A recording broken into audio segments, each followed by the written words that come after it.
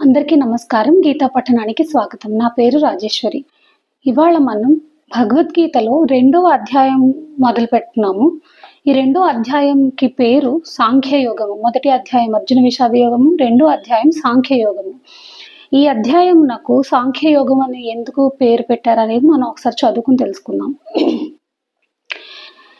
ఈ అధ్యాయమునందు శరణాగతుడైన అర్జునుడు తన శోక నివృత్తికై నిశ్చితమైన అంటే తిరుగులేని ఒకే ఒక ఉపాయమును తెలుపమని భగవానుని ప్రార్థించను.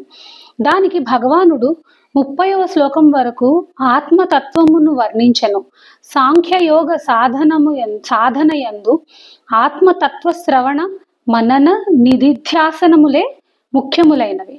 ఈ అధ్యాయము అందలి 30వ శ్లోకం తర్వాత స్వధర్మమును గూర్చి వర్ణించి కర్మయోగ స్వరూపమును వివరించినప్పటికీ ఉపదేశము యొక్క ఆరంభము సాంఖ్యయోగముతోడనే జరిగినది. ఆత్మతత్వ వర్ణన ఇతరాధ్యాయముల కంటేను ఈ ద్వితీయ అధ్యాయమునందే విస్తృతముగా సమగ్రముగా చర్చింపబడినది.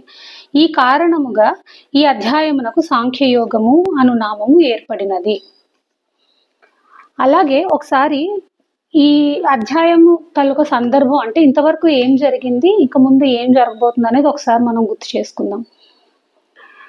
మొదటి అధ్యాయమున గీతోపదేశ పూర్వరంగమును వర్ణించుచు సంజయుడు ఉభయసేనలలో గల మహారథులను వారి శంఖధ్వనులను వర్ణించెను.